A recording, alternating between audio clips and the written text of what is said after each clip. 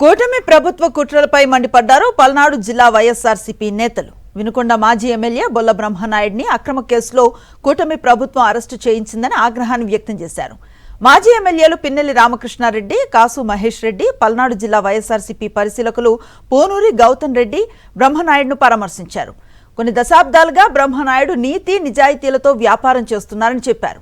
రాజకీయంగా ఎదుర్కోలేక ఆయనపై అక్రమ కేసులు బనాయించారని ఫైర్ అయ్యారు వైఎస్ఆర్సీపీ నేతలు.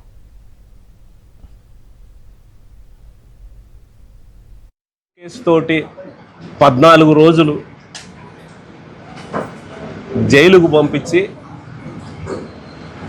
ఈ తెలుగుదేశం కూటమి నాయకులు చునకానందం పొందుతూ ఉంటారు. మా వినుకొండ మాజీ శాసనసభ్యులు, మా కోఆర్డినేటరు, పార్టీ కోఆర్డినేటరు బ్రహ్మనాయుడు గారు, ఆయన 50 సంవత్సరాల నుంచి కూడా ఈ 2 రాష్ట్రాలలో కూడా వ్యాపారం చేస్తూ ఉన్నాడు. ప్రజలందరికీ తెలుసు. ఎక్కడ కూడా ఈ రోజు వరకు కూడా బ్రహ్మనాయుడు గారి మీద చిన్న ఎలిగేషన్ వచ్చిన పరిస్థితి కూడా ఎక్కడా లేదు. రాజకీయ ఒత్తిళ్ళు వచ్చినాయండి. డైరెక్ట్గా చంద్రబాబు నాయుడు గారి ఆఫీస్ నుంచి, లోకేష్ బాబు గారి దగ్గర నుంచి తరచూ కాల్స్ వస్తూ ఎట్టన్నా బ్రహ్మనాయుడు గారిని అరెస్ట్ చేయాలి, ఇదొక్కటి చేసి పెట్టరా. ఎవరో ఉన్నారంట పోలీసు అధికారులు, వాళ్ళ బంధువు, ఎవరో దూరం బంధువు, కమిషనర్ గానో ఏసీపీ గానో. ఇంకా తరచూ లోకేష్ గారు ఫోన్ చేసి నాకు అక్కడున్న ఎమ్మెల్యే, ఎంపీ ఒత్తిడి తెస్తున్నారు, ఎట్టన్నా బ్రహ్మనాయుడు మీద కేసు కట్టాలా, అరెస్ట్ చేయాలా. ఎందుకు కేసు కట్టాలి, ఎందుకు అరెస్ట్ చేయాలో ఎవరికీ తెలియదు. అరెస్ట్ చేస్తే అదేదో అయిపోయేటట్టు.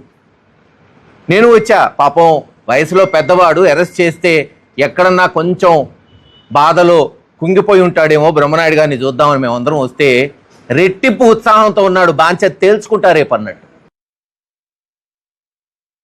ఏ చట్టంలో చూసినా, ఎక్కడ చూసినా కానీ కూడా ఇది తప్పు అనేటువంటిది ఎక్కడ కూడా కనబడట్లా. దీన్ని బేస్ చేసుకుని డైరెక్ట్గా వీళ్ళే వెళ్ళి కలెక్టర్ దగ్గర, వాళ్ళ దగ్గర కూడా విన్నవించారు. అయ్యా దీనిలో ఏదో అవకతవకలు అన్నది వెరిఫై చేయండి అని. వెరిఫై చేయండి అని చెప్పినందుకు గాను దొంగ దొంగ దొంగ అన్నటువంటి పద్ధతిలో వీళ్ళ మీద దొంగతనం కేసు పెట్టినట్టుగా ఈ బ్రహ్మనాయుడు గారి మీద డైరెక్ట్గా కేసు పెట్టడం అనేది ఈ చట్టపరంగా చాలా గందరగోళాన్ని సృష్టించేటువంటి పద్ధతి. ఒకటే చెప్తున్నాం, చట్టం అందరికీ తెలిసినటువంటిదే.